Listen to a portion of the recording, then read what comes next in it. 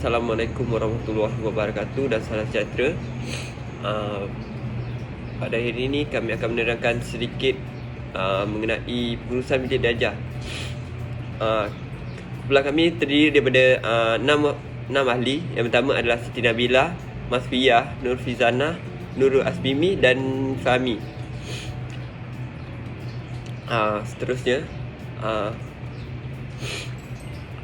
saya akan menerangkan sedikit mengenai ataupun definisi mengenai pengurusan bilik darjah ni. Haji Samsudin bin Makno telah mendefinisikan bahawa pengurusan bilik darjah ni adalah sebagai prosedur dan keperluan yang dicipta untuk mengekalkan persekitaran yang pembelajaran yang lebih sihat. Pengurusan bilik darjah juga adalah satu proses di mana membentuk suasana alam pembelajaran serta usaha untuk mengekalkan di mana suasananya lebih kondusif untuk pelaksanaan proses pengajaran dan pembelajaran agar objektif pembelajaran yang ditetapkan tercapai. Terdapat beberapa komponen utama dalam pengurusan bilik darjah ni.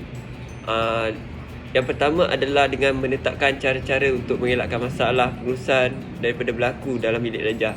Ini adalah penting kerana kita haruslah menyediakan apa yang kita nak ajar dalam kelas nanti dan menetapkan satu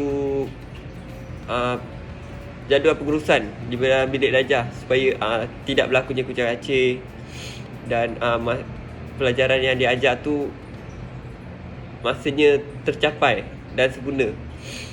Selain itu juga dengan menentukan cara-cara pemantauan tingkah laku murid untuk mengekal satu kesihatan pembelajaran. Ini yang saya cakap.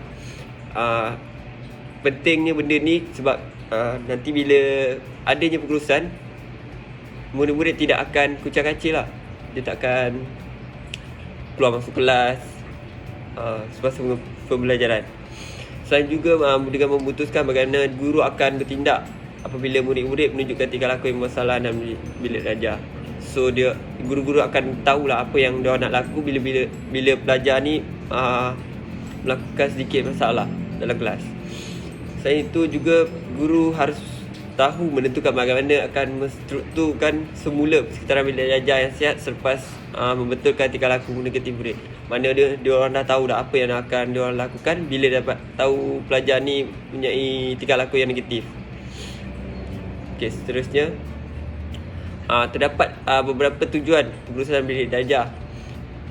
Tujuannya yang saya kata tadi, aktiviti dalam kelas tu lebih terancang. Apa yang kita rancang dalam kelas nanti akan pembelajaran tu lebih lancar lah, mana lebih sempurna. So apa yang kita ajar dalam kelas tu akan lebih pelajar akan lebih mendapat. Yang kedua adalah kurangnya kebisingan dan gangguan. Apa yang kita ajar tu tak menjadi kucak-kacir. Murid-murid tak cakap, kita cakap. So yang seterusnya adalah memudahkan guru memantau aktiviti murid. Maknanya dekat situ bila kita susunan dalam bilik darjah tu lebih teratur, so memudahkan guru untuk memantau murid-murid. Makna cikgu boleh lihat semua murid, makna tak ada yang kucak-kacir. Selain itu memupuk interaksi murid. Memupuk interaksi ni means di mana bila susunan meja tu kita susun dua-dua, mana di situ ada interaksi antara murid bila berlakunya pengajaran. Aktiviti dapat dihabiskan mengikut masa. Ini juga penting sebab tujuan dia adalah untuk menghabiskan aktiviti dapat dihabiskan mengikut masa ni means apa yang kita nak ajar dalam kelas tu lebih dapat dihabiskan lah.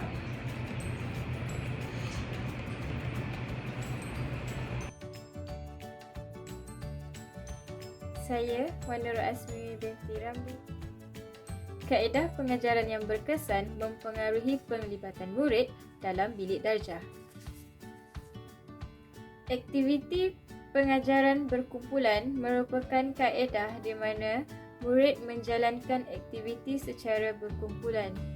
Kumpulan yang dibentuk adalah berdasarkan kebolehan, pelbagai kebolehan dan minat murid.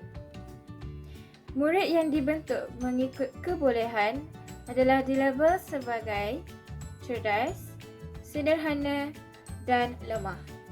Ini memudahkan pengajaran guru yang mana boleh memfokuskan terhadap sama ada murid yang lemah dan mengajar teknik-teknik yang tertentu yang mana boleh difahami dan diikuti oleh pelajar yang cerdas.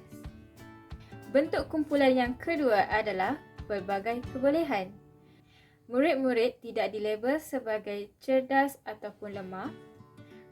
Mereka dinamai mengikut aktiviti yang dijalankan.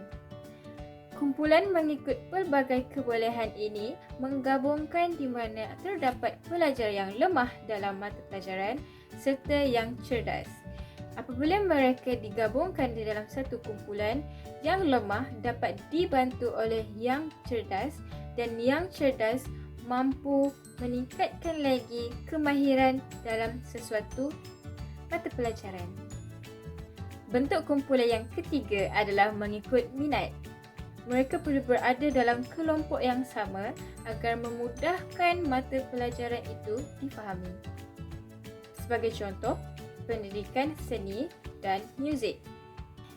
Tujuan aktiviti secara berkumpulan dijalankan adalah untuk memudahkan guru membimbing murid, menggalakkan penglibatan murid dalam bilik darjah, memupuk rasa tanggungjawab, memupuk kerjasama antara murid, membantu murid yang lemah dan menumpukan perhatian kepada murid yang memerlukan. Prinsip aktiviti secara berkumpulan adalah yang pertama, dari segi aktiviti, ia haruslah dirancang dengan teliti dan rapi dan mampu dijelaskan oleh guru kepada murid-murid dengan jelas. Yang kedua, supaya guru bersedia untuk menghadapi pelbagai situasi. Dan yang ketiga adalah supaya murid mengamalkan nilai-nilai murni sepanjang aktiviti dijalankan. Sebagai contoh, murid menggunakan peralatan dengan baik serta menyimpannya di tempat yang asal dalam keadaan yang baik. Interaksi yang terlibat dalam aktiviti berkumpulan adalah yang pertama, aktiviti satu hala di mana terdapat interaksi antara ketua kumpulan serta ahli-ahli kumpulan yang lain. Yang kedua adalah interaksi dua hala di mana ketua kumpulan dan ahli kumpulan berinteraksi serta ahli kumpulan berinteraksi antara satu sama lain. Yang terakhir adalah interaksi dua hala antara kumpulan, sama ada kumpulan dengan ahli kumpulan itu sendiri serta kumpulan dengan kumpulan yang lain yang terdapat dalam satu kumpulan yang besar. Pengurusan fizikal bilik darjah. Berdasarkan kurikulum bersepadu sekolah rendah, susunan meja dan kerusi mengikut kumpulan. Ini menyebabkan pengajaran secara berpusat kepada murid dijalankan. Guru dapat membantu murid yang lemah serta mengembangkan potensi murid. Kurikulum bersepadu sekolah menengah pula juga menggariskan bahawa susun atur mengikut kumpulan. Ini membolehkan guru untuk membantu murid dalam sesuatu mata pelajaran.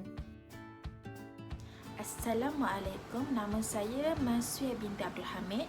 Saya ingin membentangkan mengenai pengurusan bilik darjah dalam subtopik pengajaran individu. Apakah maksud pengajaran secara individu? Pengajaran secara individu biasanya mengamalkan cara pengajaran yang menumpukan perhatian terus kepada seseorang murid tertentu dengan bahan-bahan pengajaran yang dikhaskan kepadanya. Aktiviti pengajaran individu. Pengajaran cara ini diasaskan bahawa setiap murid adalah berbeza dari segi intelek, minat, kecekapan, daya cipta dan kebolehan-kebolehan lain. Kesemua pengajaran individu diwujudkan dengan pengambil kira perbezaan pencapaian serta kadar kepantasan murid. Pengajaran cara ini pada keseluruhannya bertujuan supaya murid-murid boleh belajar mengikut kemampuan sendiri.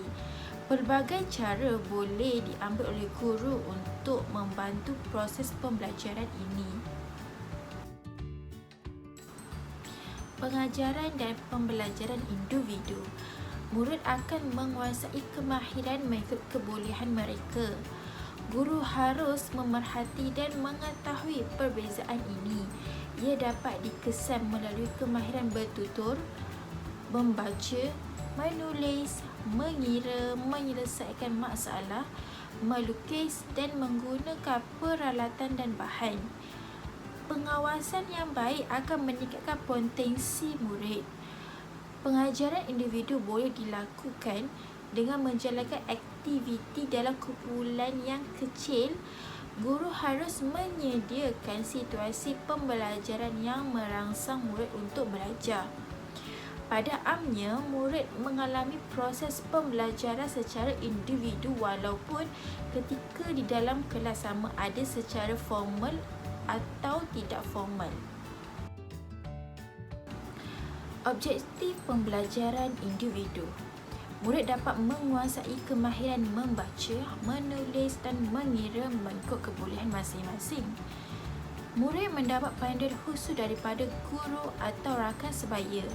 Murid dapat memperkembangkan kemahiran berfikir dan bertindak dengan sendiri. Murid dapat keyakinan diri dan mempunyai motivasi untuk belajar. Dan akhir sekali, murid mempunyai daya usaha untuk belajar dengan sendiri. Faktor mempengaruhi pembelajaran. Pertama, murid. Kedua, aktiviti. Ketiga, masa. Keempat, bahan dan ruang.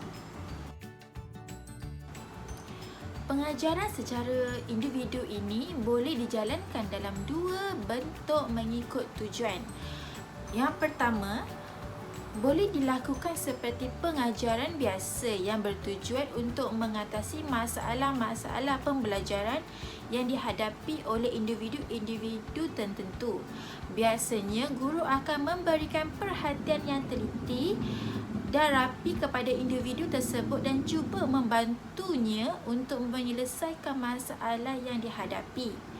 Untuk satu pembelajaran yang lebih berkesan, pengairan bentuk ini tidak menggalakkan jumlah bilangan murid yang besar kerana perhatian tidak dapat dilakukan sepenuhnya. Pengajaran secara individu ini amat sesuai untuk pengairan pemulihan.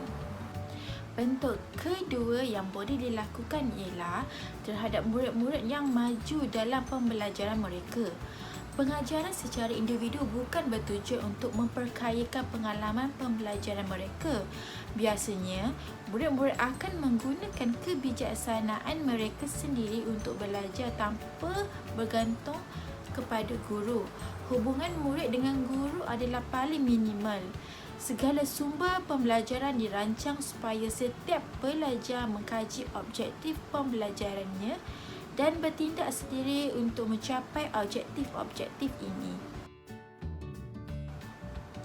Bahan-bahan belajar sendiri disusun dengan tujuan supaya murid akan mencapai kemajuan sendiri mengikut kebolehan dan keupayaan masing-masing dan untuk membolehkan murid-murid mencapai objektif mereka pada lain-lain masa.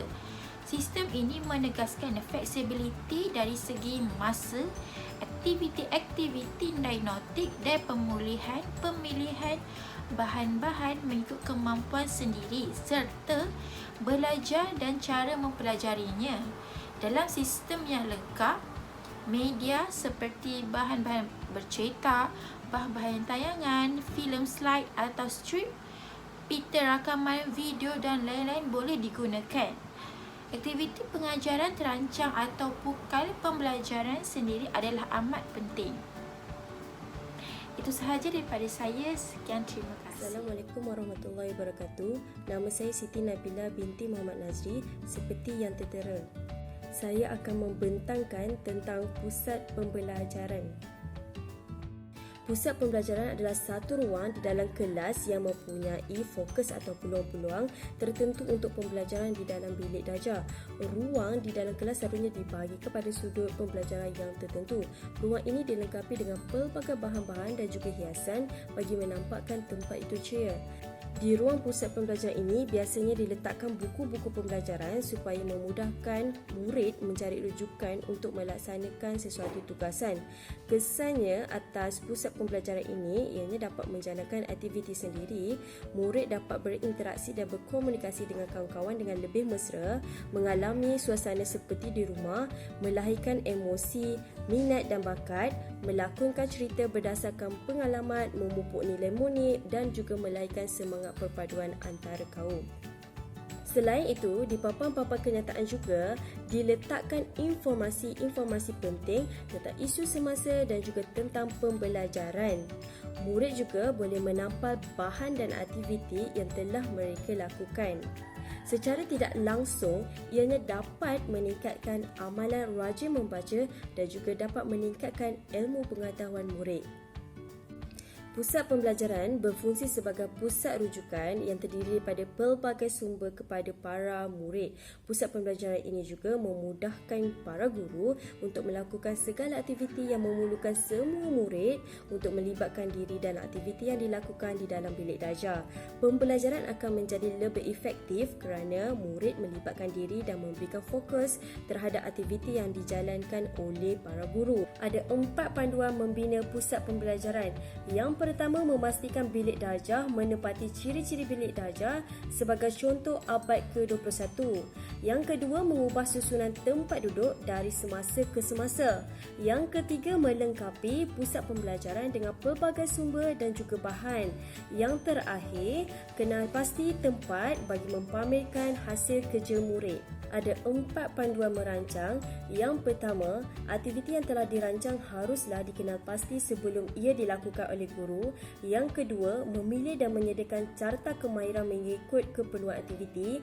Seterusnya, yang ketiga, alat bahan seperti bahan cetak, bahan bacaan dan juga bahan audio yang perlu digunakan semasa di pusat pembelajaran haruslah disediakan agar memudahkan urusan pembelajaran. Dan yang terakhir, mengenal pasti sukatan pembelajaran yang sesuai dijalankan. Seterusnya, penubuhan pusat pembelajaran. Ianya mempunyai 3 faktor penubuhan, iaitu dari segi aspek fizikal, aspek ekonomi dan juga aspek daya usaha dan kreativiti. Bagi aspek fizikal, pusat pembelajaran mengutamakan tahap fokus murid semasa berada dalam kelas.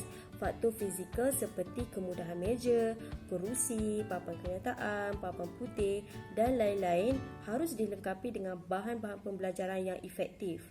Bagi aspek ekonomi pula, pusat pembelajaran perlu diwujudkan dengan menggunakan bahan-bahan kos yang rendah seperti menggunakan bahan terbuang. Untuk daya usaha dan kreativiti pula, pusat pembelajaran adalah usaha daripada semua pihak yang berada dalam kelas termasuklah para guru. Segala kelengkapan untuk menubuhkan pusat pembelajaran diuruskan oleh murid dan juga para guru mengikut kreativiti masing-masing.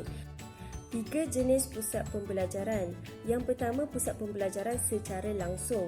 Model pembelajaran langsung, direct instruction, adalah model pembelajaran yang menekankan pada penguasaan konsep atau perubahan perilaku dengan mengutamakan pendekatan didaktif. Guru berperanan sebagai penyampai informasi dan dalam hal ini, guru perlu menggunakan beberapa media yang sesuai bagi memastikan murid-murid dapat memahaminya. Seterusnya, pusat pembelajaran terbuka. Guru boleh menghantar dokumen atau media tentang pembelajaran ke aplikasi WhatsApp, Telegram dan sebagainya yang ada pada telefon bimbit murid-murid. Pendekatan ini akan memudahkan murid bagi menerima maklumat daripada guru. Dan terakhir adalah pusat pembelajaran kemahiran. Model pembelajaran kemahiran ini dilaksanakan oleh guru untuk melihat tahap kemahiran murid di dalam kelas. Pengurusan pusat pembelajaran adalah atas usaha sama antara guru dan murid. Peranan guru adalah merancang dan menyediakan jadual waktu penggunaan pusat pembelajaran, menyenarai bahan dan alat yang ada di pusat pembelajaran untuk pengesanan, membimbing pelajar ketika sesi pembelajaran di pusat pembelajaran. Manakala peranan murid adalah mematuhi arahan guru ketika menggunakan pusat pembelajaran. Ketua kumpulan perlu dilantik bagi memantau dan mengarahkan ahli kumpulan bekerjasama dalam menyelesaikan setiap tugasan yang diberikan, menjaga alatan dan barang yang terdapat di pusat pembelajaran supaya ianya tidak rosak ataupun hilang, kerana itu adalah tanggungjawab murid-murid di dalam kelas. Hai, pengurusan sumber. Satu proses adalah memilih, menyusun, mengguna dan menyimpan bahan atau alat supaya proses pengajaran dan pembelajaran berjalan dengan sempurna. Okey, apa itu pengurusan? Pengurusan terbahagi pada 4 proses, iaitu pertama proses perancangan di mana guru kelas atau murid perlu membuat satu organisasi, catat organisasi untuk membahagikan tugas masing-masing supaya tujuan dan objektif dapat berjalan dengan lancar. Yang kedua adalah proses penyusunan di mana kerja menstruktur organisasi dan kaki tangan organisasi, di mana guru kelas sebagai penyelaras dan murid sebagai kaki tangan organisasi. Yang ketiga adalah pengarahan. Proses pengarahan di mana penyelaras ataupun guru kelas perlu memastikan semua organisasi berjalan dengan lancar dan teratur. Yang keempat adalah proses pengawalan di mana proses ini perlu mengenal pasti masalah dalam penyusunan dan langkah-langkah untuk menyelesaikan masalah. Seterusnya, objektif pengurusan sumber. Ini terbagi pada 4, iaitu yang pertama adalah mewujudkan suasana dan persekitaran pendidikan yang hidup dan mencabar. Yang kedua adalah menimbulkan minat dan semangat untuk murid belajar. Yang ketiga, memastikan aktiviti bilik darjah berjalan tanpa gangguan. Yang keempat, menjamin perkembangan pembelajaran murid. Seterusnya, mempamerkan bahan sumber di mana hasil kerja murid dipilih dan dipamer. Menarik, iaitu kreatif. Yang ketiga adalah kefahaman lanjut di mana mudah untuk dipahami. Yang keempat adalah membantu murid yang kurang cerdas. Ini lebih kepada peta minda ataupun infografik. Yang kelima adalah minat murid dapat diperkembangkan. Di mana daripada sini kita akan dapat lihat kreativiti murid, seseorang murid itu. Okey, seterusnya menggambarkan budaya di sekolah. Penghargaan kerja murid di mana dengan kaedah mempamerkan bahan sumber yang telah dibuat oleh murid, kita perlu memberi satu penghargaan hasil kerja murid itu. Dan kemudiannya guru, murid dan ibu bapa boleh sama-sama mengharmonikan kelas dengan hiasan pameran. Bahan sumber yang tidak dipilih boleh disimpan di dalam kotak mengikut kreativiti seorang murid itu. Simpanan bahan kita boleh guna satu kad manila kad untuk diberi kepada murid-murid, membuat satu kotak untuk menyimpan bahan-bahan, sumber-sumber bahan yang tidak dipilih untuk dipamerkan. Itu salah satu cara untuk kita menghargai hasil kerja murid. Bismillahirrahmanirrahim. Assalamualaikum warahmatullahi wabarakatuh. Saya Nur Firzanah binti Ahmad Bahar, megang kad matrik di 2019 1089 307. Baiklah, kita akan menyambung pembentangan kita dalam bab pengurusan bilik darjah dalam subtopik penyediaan bahan. Apakah bahan pengajaran? Bahan pengajaran adalah apa sahaja yang digunakan dalam pengajaran, merangkumi alat dan isi pengajaran. Ia dikenali sebagai media pendidikan, iaitu salah satu cara untuk berkomunikasi dalam pendidikan. Terdiri daripada perkakas, bahan atau perisian yang membolehkan suatu proses pembelajaran berjalan dengan lancar. Tujuan bahan pengajaran ini adalah sebagai rangsangan untuk mewujudkan situasi pembelajaran yang lebih menarik dan lebih bermakna. Mengapa perlu adanya bahan? Yang pertama, membantu guru menjelaskan apa yang hendak diajar, dan yang kedua, membantu murid memahami apa yang mereka belajar. Sebagai contoh, bahan pengajaran sebagai media komunikasi, sebagai rangsangan kepada murid, membantu guru untuk dalam penjelasan makna atau konsep sesuatu subjek sebagai penggerak penggunaan pelbagai deria. Misalnya, guru menggunakan slide ataupun grafik dalam kelas dan murid menggunakan deria penglihatan mereka, ataupun sebagai contoh guru menggunakan audio dan murid menggunakan deria pendengaran mereka. Seterusnya, sebagai sumber pengalaman, mempelbagaikan kaedah dan teknik pengajaran guru. Akhir sekali, sebagai pendorong pengajaran yang terancang. Kita pergi kepada slide seterusnya. Jenis bahan dan penghasilannya. Jenis bahan terbahagi kepada dua, iaitu bahan hidup dan bahan bukan hidup. Bahan hidup iaitu manusia, haiwan dan tumbuh-tumbuhan. Bahan bukan hidup terdiri daripada elektronik, audio dan visual. Bahan bukan elektronik, bahan cetak dan bukan cetak. Contohnya nota yang guru beri melalui kertas, ataupun nota melalui nota yang bahan bukan cetak, nota yang melalui online ataupun soft copy. Seterusnya, bahan-bahan 3 dimensi dalam bentuk semula jadi dan buatan manusia. Bahan 3 dimensi ini mengandungi 3 elemen, iaitu panjang, lebar dan juga tinggi. Sebagai contoh, dalam bentuk semula jadi, seperti bahan pengajaran daun ataupun haiwan kecil yang berada di sekeliling kita.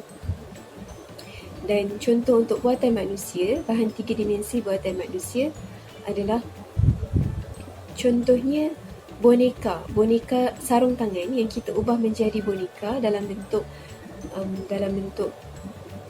anggota badan dan sebagainya. Seterusnya, perancangan bahan.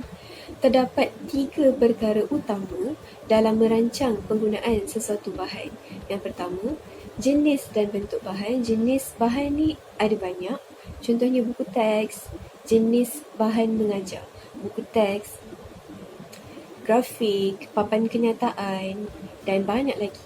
Boleh explore sendiri. Okey, seterusnya, jenis dan bentuk bahan. Pastikan guru menggunakan jenis dan bentuk bahan yang selamat dalam sesi pembelajaran dengan murid. Yang kedua, cara bahan tersebut digunakan. Dan yang ketiga, kemudahan penggunaan bahan. Kemudahan penggunaan bahan kita boleh tengok kepada slide seterusnya. Kemudahan penggunaan bahan ada 3 peringkat. Yang pertama, dia memudahkan guru untuk membuat rancangan pengajaran, memenuhi matlamat kurikulum, kandungan kurikulum, rancangan pengajaran pada peringkat murid dan pengalaman murid itu sendiri. Peringkat pertengahan iaitu peringkat 2, persediaan mengajar. Guru membantu bahan pengajaran membantu guru untuk bersedia mengajar, menerangkan murid mengenai objektif, kemahiran, isi pelajaran sesuatu subjek, strategi pengajaran yang bijak, pengurusan dan pengelolaan bilik darjah yang baik, dan akhir sekali cara mendapat bahan. Okay. Peringkat yang akhir sekali adalah peringkat ketiga, iaitu tindakan selepas pengajaran. Guru boleh membuat penilaian keberkesanan murid melalui kaedah-kaedah bahan pengajaran yang digunakan, kepelbagaian bahan pengajaran. Seterusnya, akhir sekali, topik kecil yang akhir sekali adalah pemilihan bahan. Melalui pemilihan bahan, guru hendaklah